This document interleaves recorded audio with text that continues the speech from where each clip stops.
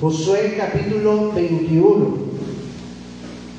Y hoy vamos a ver una situación en particular que acontece con ese grupo, esta tribu especial llamada los levitas. Como saben, porque han ido siguiendo el recorrido de todos los capítulos hasta el 21, ya la tierra ha sido entregada en heredad a las 11 tribus, pero no son 11 tribus. ¿Cuántas son? Son 12. Hay una tribu que es especial para el Señor y es la tribu de Leví, el tercer hijo de Jacob. Esta tribu fue apartada por Dios. Fíjense bien, fue apartada por Dios, consagrada a Él, porque Dios así lo determinó. Él dijo: sepárenme a los hijos de Leví y ellos van a ser una tribu que solamente me va a servir a mí. Van a ser propiedad exclusiva mía.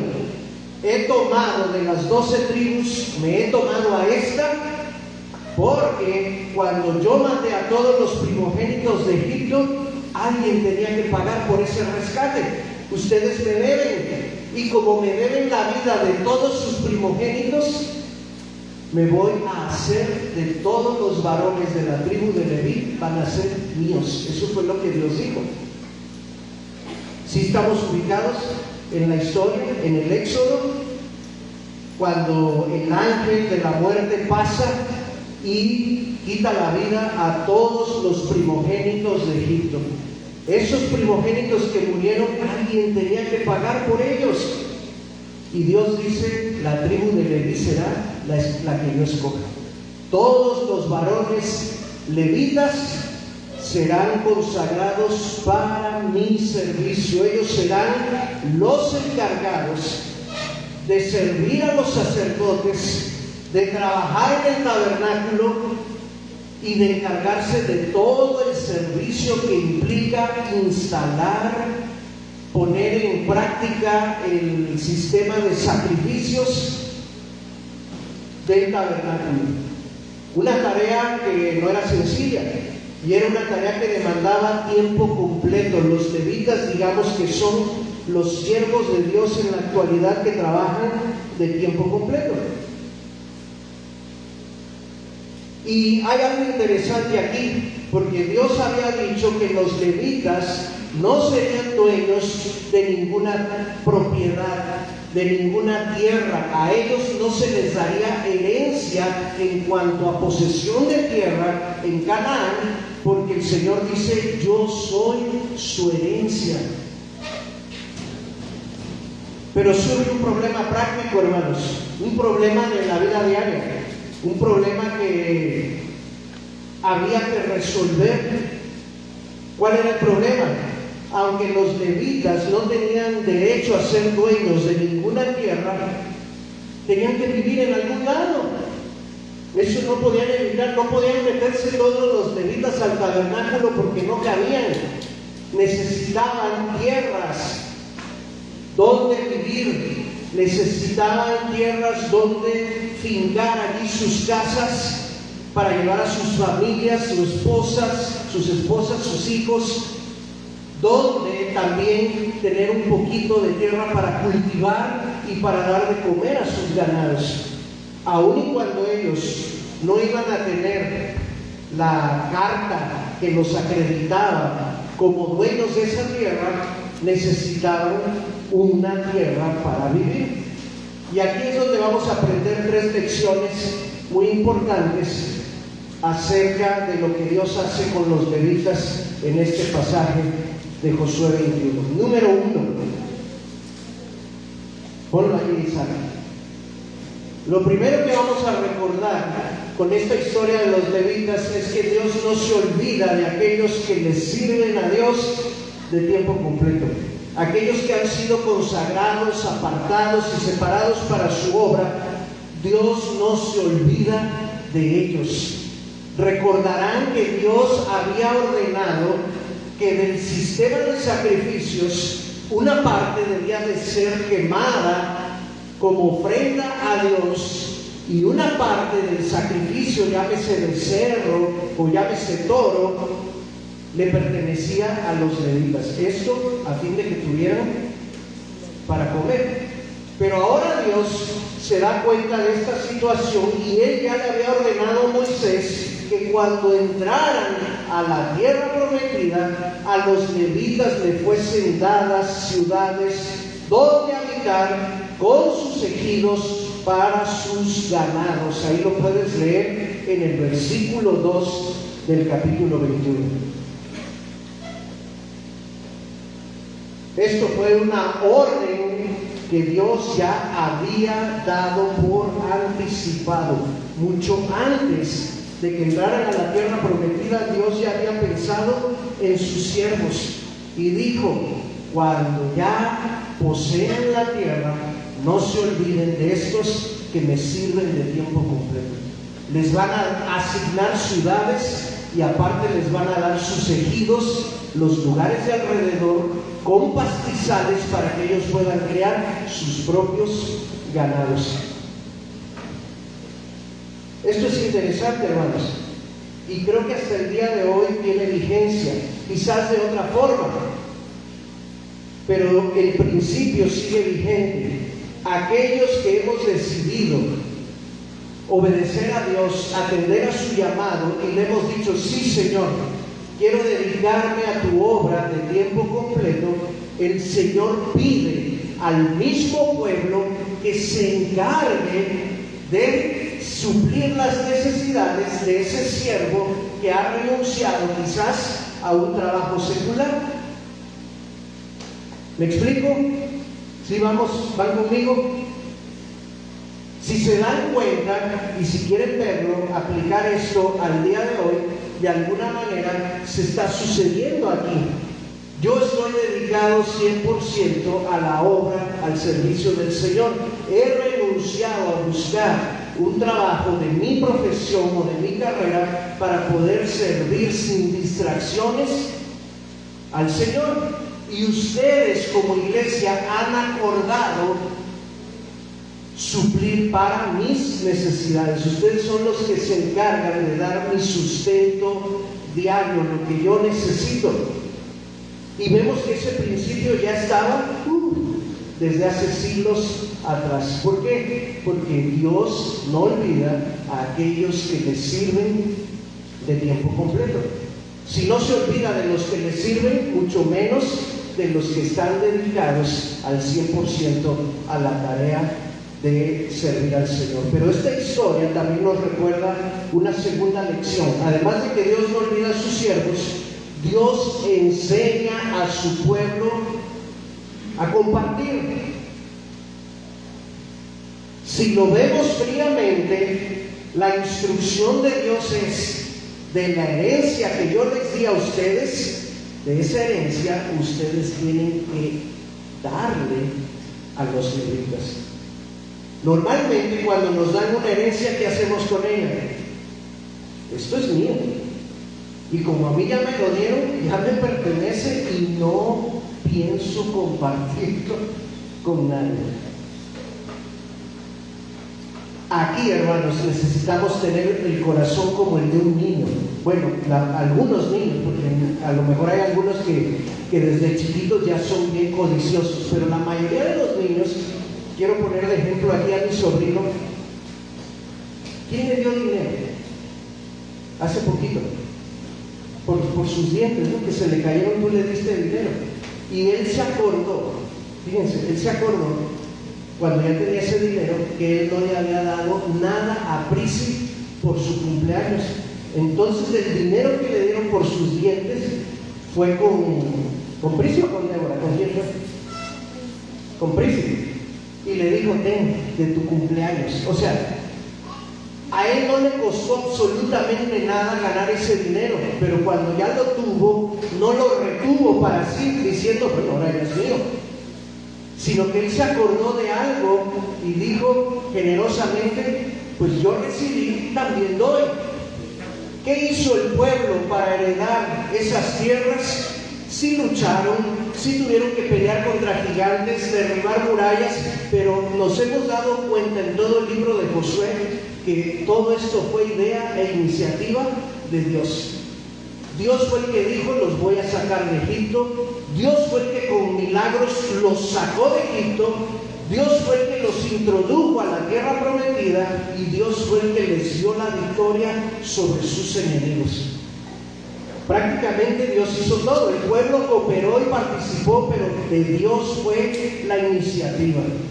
Sin Dios, créanme que ese pueblo de Israel no habría obtenido absolutamente nada.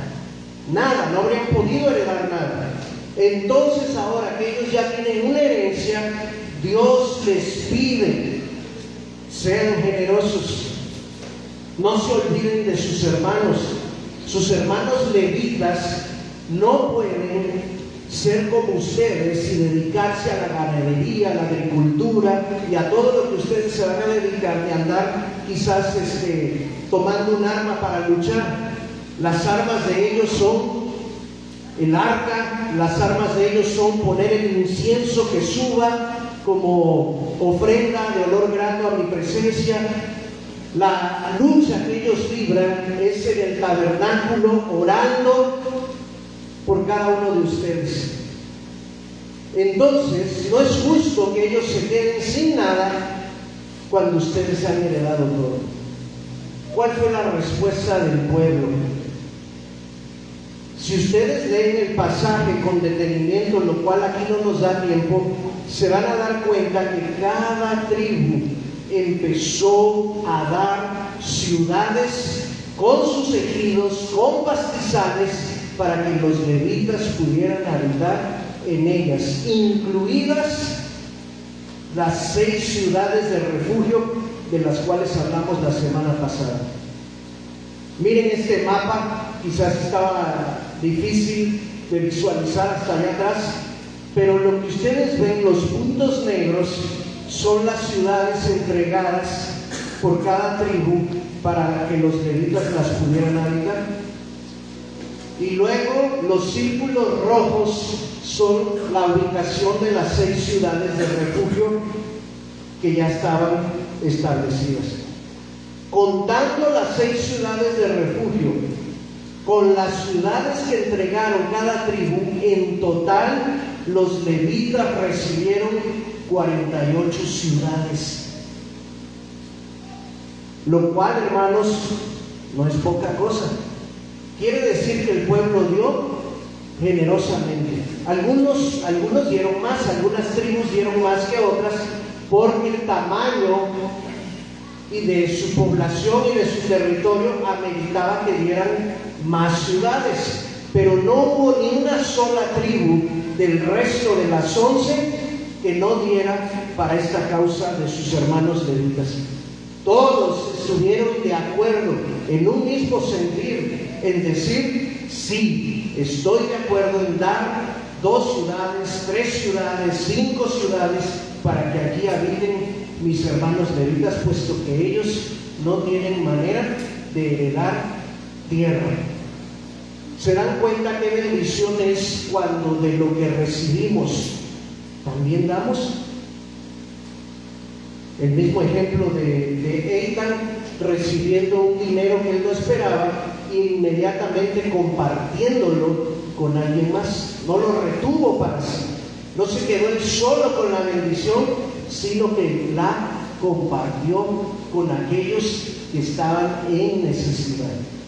Así sucedió con los levitas. Y este mapa solamente es un testimonio de la generosidad y de la obediencia del pueblo de Dios. Número 1, Dios no olvida a sus siervos. Número 2, Dios enseña al pueblo a compartir para las necesidades de otros. Y número 3, Dios dispersa a los levitas para bendecir a todas las tribus.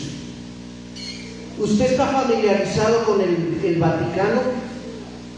Sí, se ha escuchado, ¿verdad?, esta palabra. El Vaticano es un país-estado.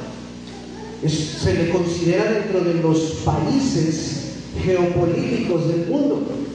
Pero el Vaticano tiene la particularidad o la peculiaridad de ser el único país-estado 100% religioso. Lo único que hay en ese país pues es la sede de la Iglesia Católica. No hay nada más en ese país. El Vaticano existe porque es un estado totalmente 100% religioso. Allí está la sede papal, allí están todos los guardias del Papa, allí está la crema innata de la aristocracia religiosa católica. Y la gente puede visitar ese lugar solo cuando hay misa, ¿no? Que es la liturgia católica, o si quieren visitar por turismo, pero no van a encontrar nada más que pura situación religiosa. Dios pudo haber dicho: hagamos la tribu de Leví con su propia sede y que todas las tribus tengan que viajar para venir a buscar la bendición de Dios en el estado levita. ¿Sí? Pero no fue así el actuar de Dios. Lo que Dios hizo fue dividir a las tribus de Leví por sus clanes y sus familias y decir: los coatitas se van para esta zona, los meraritas para esta otra zona. Ustedes van a habitar las ciudades del sur, ustedes las del norte, ustedes las del centro. Quiero que vayan tantos hasta este lugar, tantos a este otro lugar y otros tantos hasta este lugar. ¿Qué está haciendo Dios? Está dispersando, colocando a los levitas en lugares estratégicos de tal manera que quedaran cerca. Cada tribu, cada una de las 11 tribus tuviera por lo menos acceso a los levitas y a la bendición sacerdotal donde quiera que estuvieran cerca, parecido a las ciudades de refugio. De hecho, los encargados de velar, de cuidar las ciudades de refugio eran los mismos levitas. Qué interesante. En vez de juntarlos y aglomerar a todos en un solo lugar, Dios los dispersa y los manda a hacer bendición para todos sus demás hermanos. Así como todas las tribus participaron en compartir, todas las tribus van a participar en recibir bendición. Ahora, hermano, aquí viene la parte que debe hablarnos a nosotros. Todo esto que vimos es historia pasada, sucesos que ya ocurrieron, gente que ya vivió en este mundo hace más de 2000 años. ¿Qué tiene que ver todo esto que acabamos de ver, toda esta historia, con nosotros hoy? ¿Cómo nos afecta? ¿Cómo nos enseña? Mira lo que dice Primera de Pedro capítulo 2 verso 9. Te lo puse aquí en otra versión. Dice esta versión: ustedes son una familia escogida, son sacerdotes reales y son una nación santa. Son un pueblo que Dios compró para que anuncien sus obras extraordinarias, porque Él fue quien los llamó de las tinieblas a su luz maravillosa. Los levitas eran un pueblo elegido, una tribu elegida por Dios. Era un pueblo, una tribu santa, porque habían sido separados para su servicio. Y eran miembros también de la familia de Dios por cuanto pertenecían a las 12 tribus de Israel. Pero la Biblia dice que hoy día, en la actualidad, la iglesia del Señor Jesús, todos los que formamos su iglesia, ahora todos tenemos estos títulos que aparecen en Primera de Pedro 2:9. Yo te pregunto, tú que perteneces a la iglesia de Dios en pleno siglo XXI, ¿eres familia escogida? ¿No están seguros? Porque debería oírse un amén, sí. y yo oigo los amenes muy titubeantes. ¿Ustedes son familia escogida por Dios?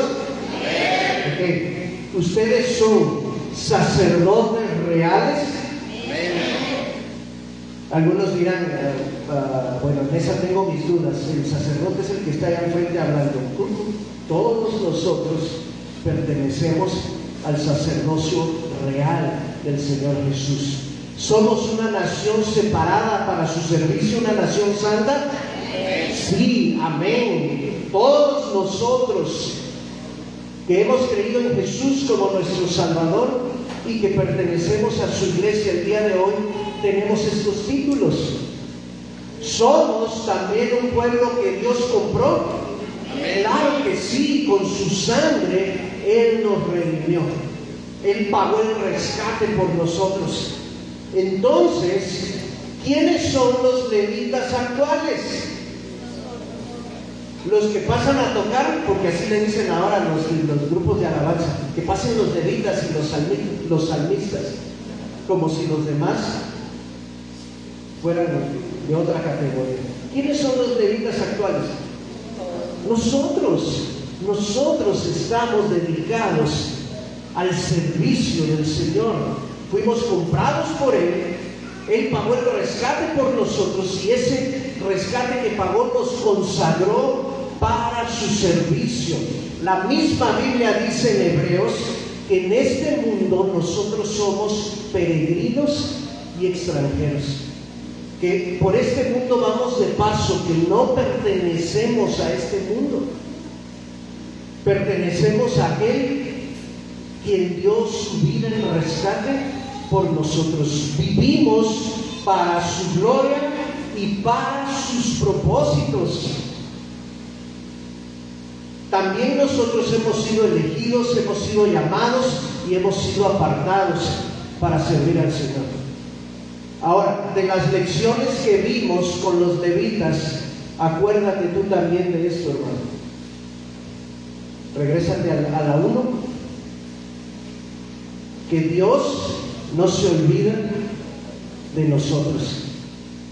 Cuando nosotros nos dedicamos a servir al Señor, allí vamos a encontrar bendición. Cuando estamos solamente a la expectativa, sentados, viendo cómo otros trabajan y nosotros no nos unimos al mover de Dios, entonces las bendiciones van a disminuir. Sí recibiremos bendición porque Dios es un Dios generoso y dador de bendiciones, pero hay bendiciones específicas y especiales para aquellos que sirven. Y mientras no sirvas, te las vas a estar perdiendo. La segunda, Dios enseña a su pueblo a compartir. Así como las 11 tribus vieron la necesidad de los levitas y fueron animados por Dios para participar en suplir la necesidad de sus hermanos, Dios nos anima y nos invita a que alcemos nuestros ojos y veamos la necesidad de los que están afuera. ¿Quiénes son los que están afuera? Los que no conocen de Dios. ¿Quiénes son los que están afuera? Los que están ahí esperando un diagnóstico o una operación en el hospital y nos queda bien cerquita. ¿Quiénes son los que están afuera? Son los migrantes que han llegado a nuestra ciudad y que andan vagando por nuestras calles. Son los que están presos en las cárceles y son también aquellos que andan en oscuridad sin que les resplandezca la luz del Evangelio.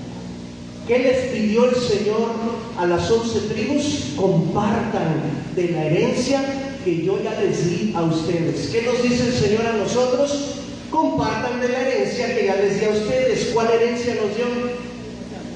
Nos dio la vida eterna, nos dio el perdón de pecados. El Señor dice: ve y anuncia que aún hay espacio en mi mesa, que aún hay lugar en mi mesa.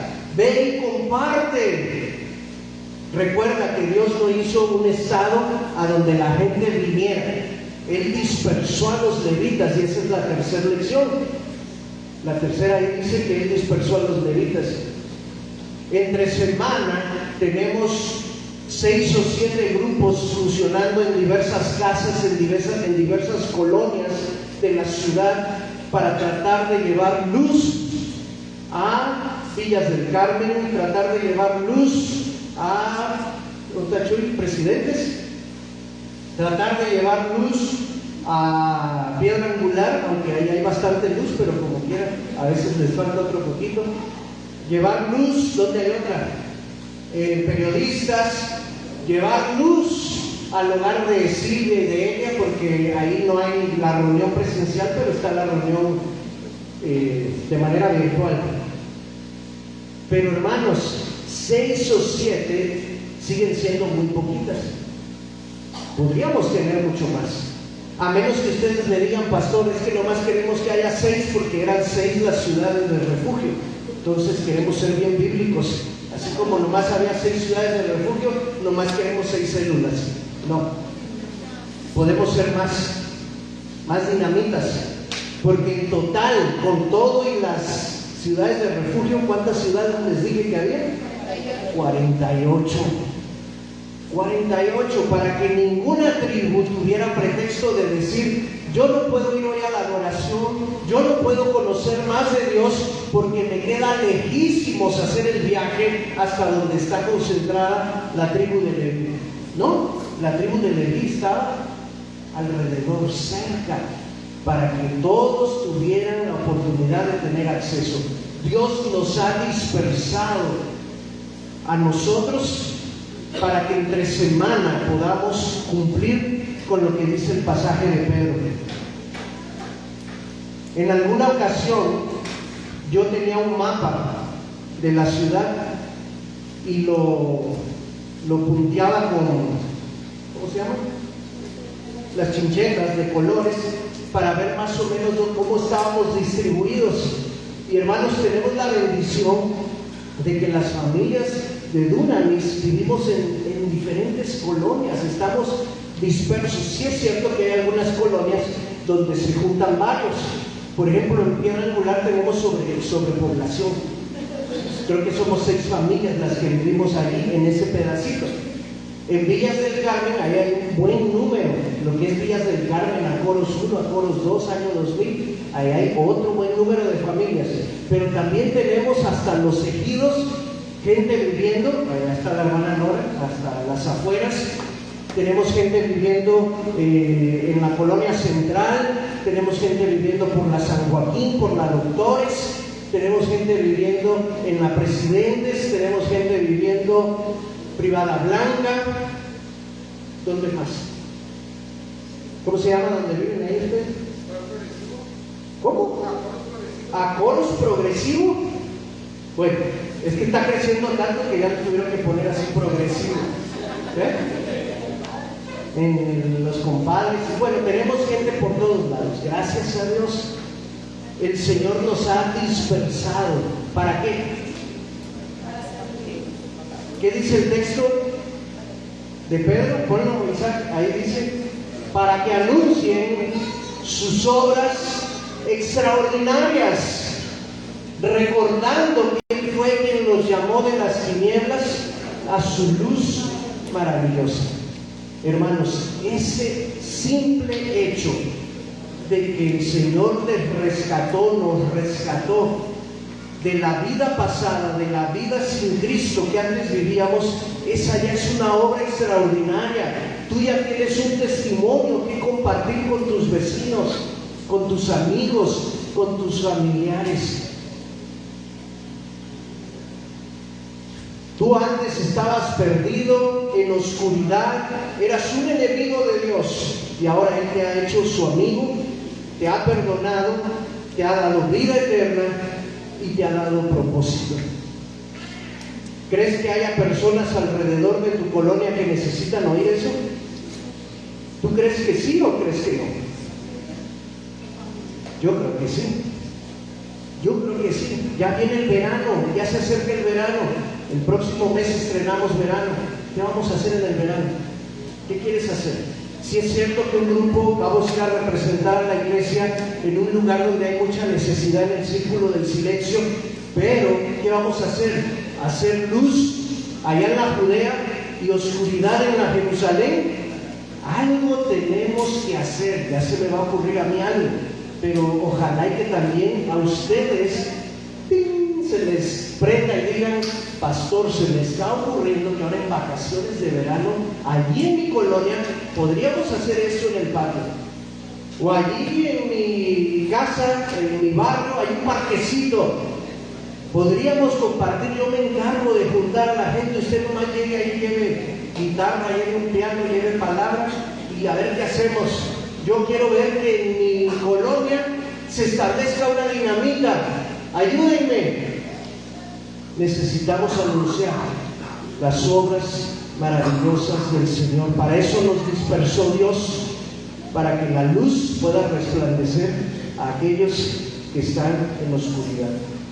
Entonces, si tú entiendes que ahora tú eres el levita actual, tienes que hacer que estas enseñanzas cobren vida en pleno siglo XXI. Lo necesitamos, hermanos, lo necesitamos.